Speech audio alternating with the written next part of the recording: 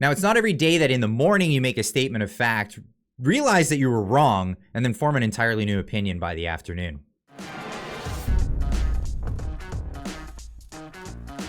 Now, this morning in the video talking about the new Online Harms Act in Canada, talking about this legislation that's going to be used to go after speech in Canada, I said this at the end of the video.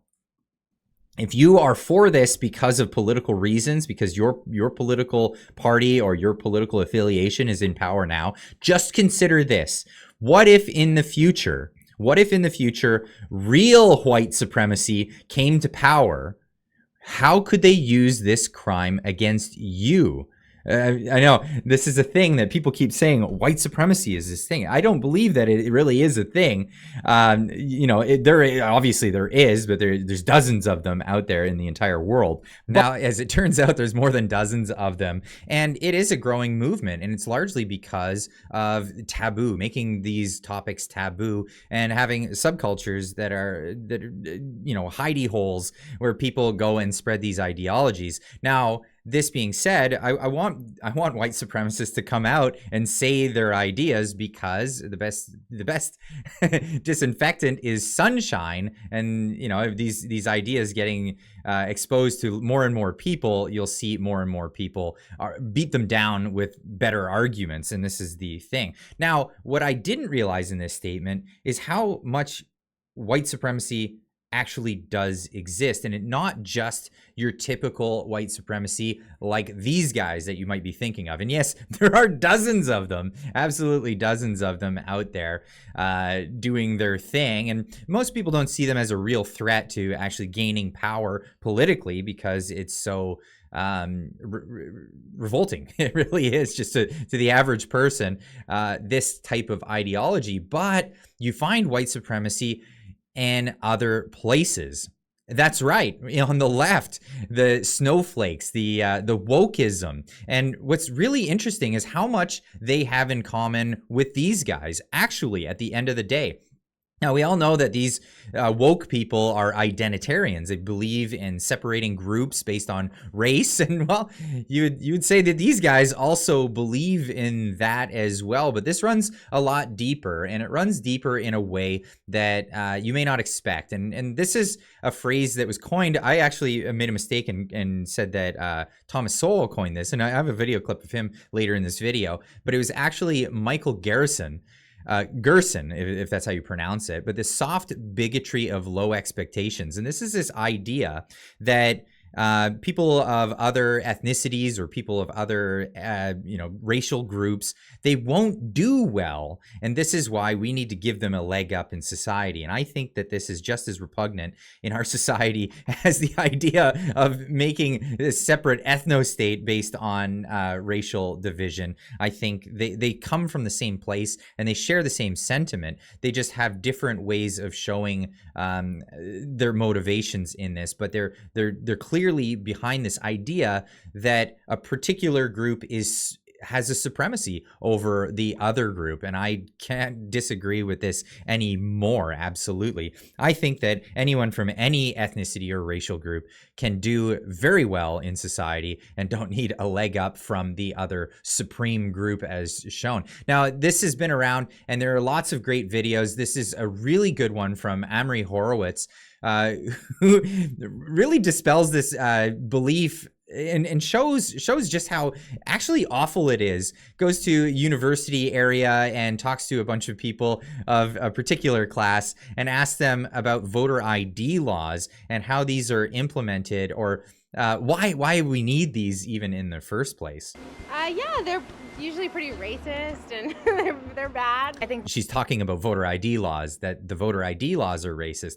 Gets into why they're asking, why they believe so. Voter ID laws are a way to perpetuate racism. Do you think it suppresses the African American vote? Definitely, because they're less likely to have state IDs. You can always get IDs you can do over the internet.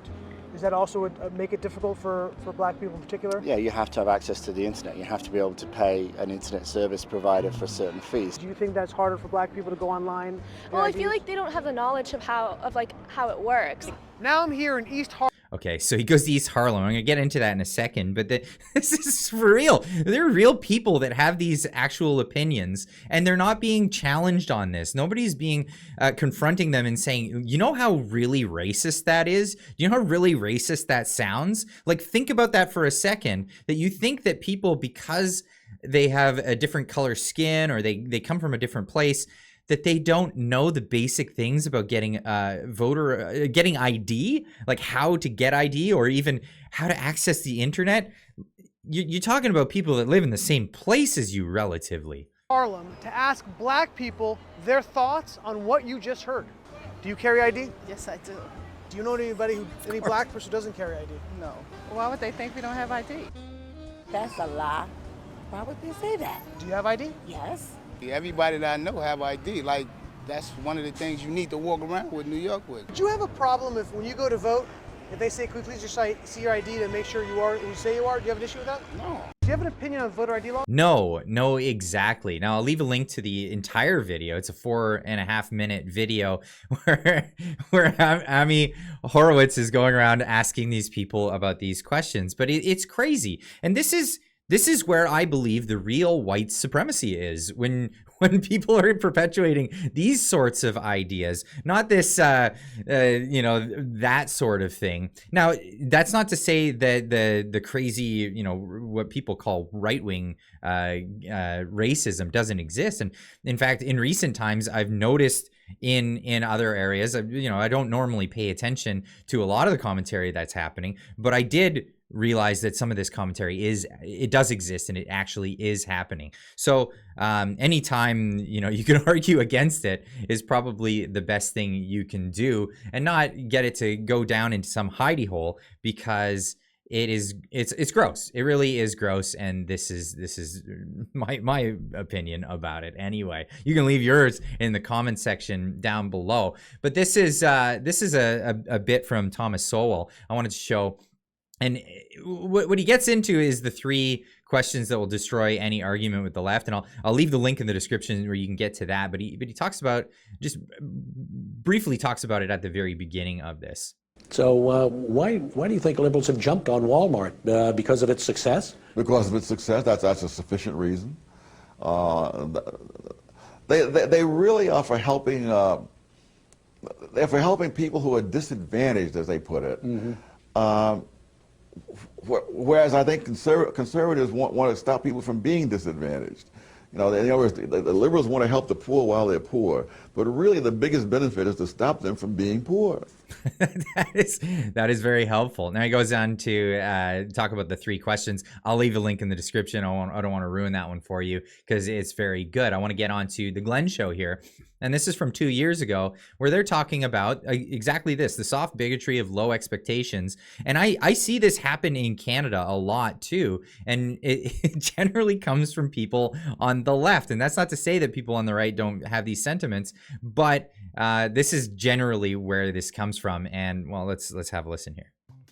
To the extent that people are prepared to impute to African Americans a different set of standards of expectation about about their acquiring mastery over reading, writing, and arithmetic, to the extent that they're prepared to accept that is a kind of racism too, a soft bigotry of low expectations that is very debilitating. It has very substantial deleterious consequences for the kids who are in that charge. And another thing that I want to say, since I'm clearing my throat here, is if you fixate on the anecdote that you told, too many brown and yellow kids walking through the doors of an advanced school that happens to be located in a neighborhood of mostly black kids. If you keep fixating on the race of the achievers, I mean, the presumption is that somehow their achievement is illegitimate, that somehow to the extent that your exclusion is said to be not because of your effectiveness and your performance, but because of your race and because of bias, the unspoken but tacit concomitant claim there is that the success of the people who are walking through the door is somehow illegitimate. Now, where have we heard this before? Too many Jews in the banking industry. You want to talk about a wealth gap? What about the Jewish, non-Jewish wealth gap? It would be humongous if you were actually going to take a look at it. the success of the Asians is somehow not a reflection of their cultivated acquisition of performative skills and mastery of their discipline, of the extent to which they have worked hard at investing in something, but rather it's supposed to be what? What is it? Is it a model minority favoritism? Is it that they are the beneficiaries of a certain kind of spillover white privilege? Is that really the way that you want to talk about 5, soon to be 6, soon to be 8 or 10% of the American population? Well, for a lot of people, it is the way they want to talk about these things, and I find it, again, repugnant. I think it is really just gross in general to harbor these sorts of views. But I wanted to point this out. So this morning I said that I don't think that there is white supremacy. In fact, I'm going to have to recant that statement and say, no, I think that it's alive and it's very well. There are segments of the right that practice this, but I think as woke culture has taken over the left wing in popular culture and in politics in the Western world, I think that is the home of white supremacy in our culture, in the entire Western world. But I'll leave this one to you. Leave a comment in the comment section down below. Let me know what you think, because it's just, crazy. Anyway, we'll see you in the next one. Keep on trucking.